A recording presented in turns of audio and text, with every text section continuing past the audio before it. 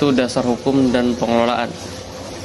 Dasar hukum dari Tapera adalah Undang-Undang Nomor 4 Tahun 2016 tentang Tabungan Perumahan Rakyat yang disahkan pada 24 Februari 2016. Pengelolaan Tapera dilakukan oleh Badan Pengelola Tabungan Perumahan Rakyat, biasa dibilang BP Tapera, sebuah badan yang dibentuk untuk mengelola dan mengoperasikan program ini.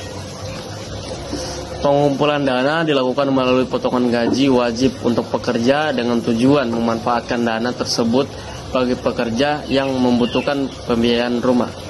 Oke, saya akan membahas mengenai iuran Tapera. Kontribusi Tapera dibebankan sebesar 3% dari gaji bulanan pekerja. Nah, 3% ini terbagi menjadi dua, yaitu 0,5% ditanggung oleh pekerja atau gaji pekerja dipotong sebesar 0,5% dan 2,5% ditanggung atau dibayar oleh pemberi kerja atau perusahaan tempat bekerja.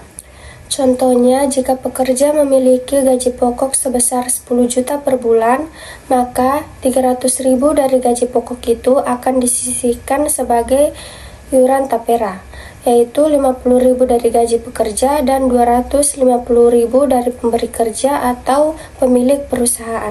Tujuan Tapera untuk mendorong masyarakat Indonesia yang belum memiliki rumah untuk menabung dan mendapatkan pembiayaan perumahan, dan contoh lainnya meningkatkan kesejahteraan pekerja, mempercepat akses kepemilikan rumah, dan menciptakan sistem tabungan yang berkelanjutan.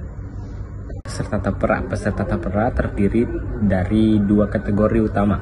Satu, pekerja sektor formal yang mencakup karyawan tetap di perusahaan atau instansi baik di sektor swasta maupun pemerintah.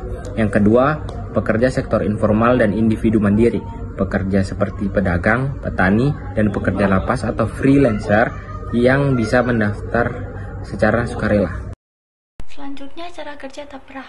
Nah, program ini bekerja seperti program tabungan wajib yang diinvestasikan, dan hasil investasi tersebut dapat menambah nilai tabungan peserta yang nantinya bisa dimanfaatkan untuk membeli rumah, membangun, atau merenovasi rumah.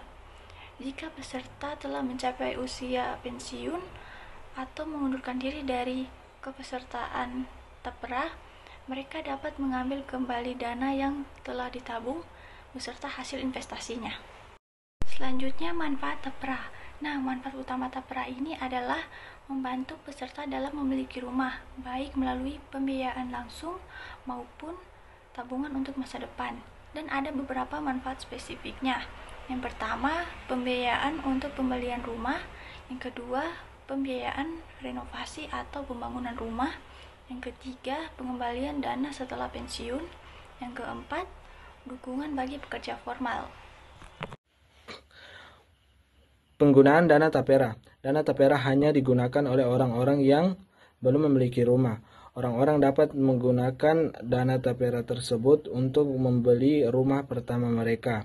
Jika mereka sudah memiliki rumah, tetapi rumah tersebut rusak atau tidak layak huni, mereka dapat menggunakan dana tersebut untuk memperbaikinya. Jika mereka memiliki tanah yang kosong, mereka dapat menggunakan dana tersebut untuk membangun rumah di atas tanah tersebut. Jika mereka sudah memasuki masa pensiun atau berhenti bekerja, tetapi belum sempat menggunakan atau memanfaatkan dana Tapera tersebut, dana tersebut akan dikembalikan beserta hasil investasinya.